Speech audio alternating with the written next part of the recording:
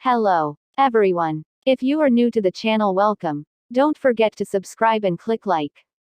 Now back to Ascendance of a Bookworm, learning to respect Egyptian culture. Now, despite resolving to make my own books no matter what, I couldn't manage to procure paper. My Japanese spirit suggested that I go to a department store and buy 500 sheets of copier paper for 200 yen, but in this world, a month of my dad's wages would disappear buying a single sheet of parchment. To make a sheet of parchment, one would have to peel the skin off an animal, shave off the fur, and then cut the animal-shaped skin into easy-to-use rectangles. The sheet of parchment I saw at Dad's workplace was about the size of an A4 piece of paper. No matter how I cut it, I'd get about 5 to 8 smaller sheets of paper at best. In other words, parchment was so expensive that a poor commoner such as myself would never be able to buy a book's worth of it. To sum things up, before I could make books, I needed to learn to make paper. But the only real experience I had with making paper was recycling milk cartons. Everything else I had just read about in books. You would think learning something from a book would be enough to just do it, right? But think hard about that, and you'll realize that things really aren't that simple. As far as I knew, there were no machines in this world for making paper. With no machine, I had to do all of the paper making work by hand. And yet I was a sickly girl as weak as a 3-year-old. There was little I could do on my own. The first step toward making paper was wood, and that alone was already a huge hurdle for me. In conclusion, it was impossible for me. But it was also too soon to give up. Since records were important both economically and politically, Earth had a very extensive recorded history. Records were kept for millennia, but it was only recently that humans developed machines for making paper. In short, the further back in history we went, the more likely it was that I would be able to recreate the methods used for recording information. What did civilizations without machines do? I opened my hands as wide as possible and glared at my palms. Ancient civilizations. Ancient civilizations. You can't talk about civilized ancient cultures without mentioning Egypt. And you can't talk about Egypt without mentioning papyrus. Long live Egypt. Through connecting the dots in my existing memories, I realized that I could make faux papyrus with Egypt as my guide. It was invented in a society about as technologically advanced as the one I was in, so perhaps even my small hands would be enough to make it. It was made using some kind of plant. I wasn't sure which, but I think it was just, made from the fibers of especially straight trees and plants, or something. This world had plants too. I bet if I went to the forest, it'd be filled with plants perfect for making into paper. Okay, the forest. Let's go to the forest. I'm a woman who was both admired and lamented by my family and friends for how fast my footwork became when books were involved. I act the moment a thought comes to me. In this case, I immediately asked Tuli to take me with her to the forest. Tuli, I want to go to the forest too. Can I come with? What? You, Myne? No way. She shot me down before I even finished. Her reaction speed indicated she didn't even need to think about her answer. And the force of her, no way, probably reflected that she wouldn't budge no matter what I said. Ouch. Why not? You can't walk that far, can you? There's no way you could walk to the forest if you can't even make it to the gate. And once we get to the forest, we need to pick up firewood and gather fruit. There's no time to rest. Plus, you can't climb trees. Could you walk home carrying a lot of heavy stuff while tired? We need to make it back before the gate closes, so you couldn't rest no matter how tired you got. See, there's no way you can go to the forest. Tuli rattled off all the reasons I couldn't go to the forest one by one, counting on her fingers. There were a lot of reasons, but they could all be summed up as, you're too weak. Plus, winter's coming soon, so there's less stuff there. According to Tuli, it was likely that I would exhaust myself reaching the forest and then find nothing there I wanted. That would definitely be rough. I either had to go to the forest accepting it might be fruitless, or give up on making paper. There was no easy way out. What do you want? I don't think there are many marrows left. Tuli tilted her head as she thought hard about it. As marrows were the main ingredient of my simple all-in-one shampoo, we were using all of them for oil without eating any. We would then use the oil to moisturize our hair every now and again. I did appreciate all the morals, but I cared more about books than my looks. I needed plant fibers in order to make my faux papyrus. Are there any plants with easily removed fibers? Huh. What? Tuli gave me a confused look. Something I said there had definitely been in Japanese. I thought, and tried to come up with a simpler way of saying that. Is there a plant with really straight, thick stems? I just want the stems. Tuli put a hand on her head and thought about my question. Did I ring any bells? I waited patiently for her answer. After a brief pause, Tuli shrugged. I know, I'll just help Ralph and Let's out. What? You'll help them, not get them to help us. I tilted my head in confusion, which surprised Tuli for some reason. After blinking multiple times, she said, haven't we talked about this before? Ralph's family raises chickens, so they need lots of animal feed to last the winter, remember? No, I don't remember. Tuli sounded like she was saying things I should know, so I replied, that's true, while hiding my ignorance. So I was thinking I would try asking them for stems if I help them gather the plants and stuff. But the season where lots of plants grow is already over, so I don't think there'll be many. That's fine. Thanks, Tuli. Just like always, Tuli's being a great older sister. I'm so lucky to have her. The next day, I went with Tuli down the stairs and tried asking Ralph and Let's for help. Thankfully they accepted, but I couldn't leave everything to other people. I went on my own quest for plants. Luckily, there were plants growing by the well, aside from the paved part. Maybe I could use those stems. Mom, I'll go with you to the well. Oh my, do you want to help? Nah, not that. I want to gather plants. I showed her the small basket that Tuli had made earlier. Okay, do your best.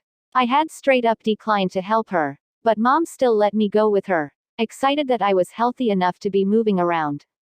I climbed down the stairs again, this time with Mom carrying a bunch of laundry. As that was my third time climbing down the stairs, I naturally ended up out of breath by the time I reached the bottom, which left me in no condition to be hunting for plants. I rested next to Mom as she drew water from the well and rubbed our clothes with strongly smelling animal soap that produced no bubbles whatsoever. Tuli was right. If I didn't get stronger somehow, I'd never make it to the forest no matter how much I wanted plants from there. Isn't there any way to get this body a little stronger? My, if it isn't little Myne. Good morning, I said. I didn't recognize her, but a middle-aged woman named Carla called out to us sounding friendly. Oh, hello, Carla. Morning. You're up early. Mom smiled back and continued the conversation, so this was definitely someone Myne knew. But who? I searched my memories, making sure not to make it obvious I didn't recognize her. Indeed, it was someone I knew. My memories told me it was Ralph and Lutz's mother. She was a somewhat, sizable woman that seemed more or less dependable. Should I say something like, thanks for always taking care of me? No, a 5-year-old child would never say that. What kind of conversations do friendly middle-aged women have with neighborhood children? Someone, help me. Carla began easily drawing water from the well and washing her clothes without looking at me despite my spinning thoughts. As expected, she used that stinky animal soap. Are you feeling well today? It's rare to see you outside. I'm getting plants. Ralph and Lutz said they needed them for your birds. You're doing that for us. Sorry for the trouble. Carla responded lightly enough that it was clear she didn't feel particularly sorry. The band of neighborhood moms, Myne included, talked amongst themselves without stopping. Their hands never stopped no matter who was talking. It was really impressive. Seriously though, the soap really did smell bad. I felt sick just resting near it. I wonder if it'd get better if I used some smell-blocking herbs. Or maybe the smells would combine and make something worse. While thinking up a countermeasure to the awful smell, I stood up to escape it and began pulling up some nearby plants. I wanted to pull out the thick-stemmed plants with firm-looking fibers, but I wasn't strong enough to pull them out on my own. I can't do this with my bare hands. Someone, bring me a sickle. Of course, nobody would bring me a sickle, and my weak arms weren't going to get stronger in a day. Okay, I give up. I'll just put all my hopes on Tuli, Ralph, and Lutz. I quickly gave up on pulling plants for my own needs and instead selected those with soft-looking leaves and sprouts for the chickens. They were easy enough for me to pull despite my weakness. Myne, it's time to go home. Mom finished the laundry pretty fast. She called for me, holding the tightly packed tub of laundry. I had only filled up about half of the small basket, but Mom had work today, so I couldn't ask her to stay. I went home carrying the tiny basket. Ready. All right, let's go. Okay. I had been sick ever since becoming Myne, with Mom taking days off for me and such, so I didn't know that when I was healthy, she would send me to a neighborhood babysitter for the day. Makes sense. Tuli can't go to the forest when I'm at home. Myne, be a good girl while I'm at work. She'll be in your care, Gerda. Yes. Come now, Myne. Gerda the babysitter was watching over several children other than me. Most of them were toddlers who were just old enough to walk on their own a little. In this city, once a child passed the age of 3 and grew stronger, they'd go with their older siblings to the forest or otherwise be old enough to help around the house and be left at home. In other words, my family trusted me so little I was the same age as a toddler who couldn't be left home alone. What's that supposed to mean? As I stood, shocked by my family's lack of faith in me, I saw a young boy pick up a toy off of the floor and start putting it in his mouth. Beside him another boy smacked a little girl, making her cry. Hey, that's dirty. You'll get sick if you put that in your mouth. My. Don't smack people for no reason. Why would you do that? Oh dear. Stop with the my and oh dears. Do your job, Mrs. Gerda. Despite how I was another child being babysat, I was the largest kid around and thus ended up taking care of everyone else. While putting small children to sleep, I thought about how best to make faux papyrus with the soon-to-be delivered stems. Honestly, I don't remember the proper method for making papyrus. I mean, it never came up on any tests, so how can you blame me? Anyway, I remembered reading that papyrus is surprisingly stiff.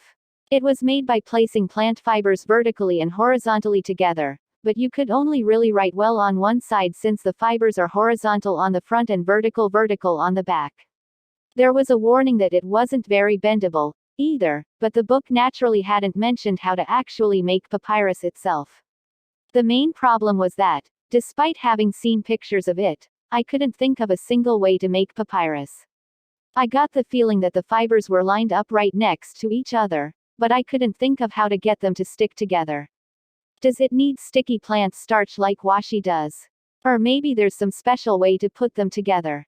I thought back to the history book I had read and tried to wring out any useful information I could despite how few important details it contained. For now, I figured the best thing to do was take the fibers from the hardest looking stems and try weaving them together in a plaid-like pattern. That should make usable paper even without some kind of glue to stick them together. As long as I can write letters on it, I'll be fine. Myne, Tuli's here for you. Tuli came to get me that evening after returning from the forest. I'm saved. Thank goodness she came to get me. Overjoyed, I clung to her. Gerda's style of babysitting hadn't been to take care of the kids, but rather to leave them on their own unless things got dangerous. If they peed themselves, she wiped them with a wet cloth and that was it. The room smelled of waste. It was hard for me to bear watching kids get treated like that, especially with my Japanese values still intact. I can't believe she's getting paid for doing this. The worst thing was, no matter how much I wanted to help, it was a problem too big for my hands. I couldn't babysit children myself, and Gerda's style of babysitting may be normal for this world. People might end up considering me the weird one if I complained too much. I had spent all my time waiting desperately for someone to come get me, wanting to escape the horrid conditions as soon as possible. Did you get lonely, Myne?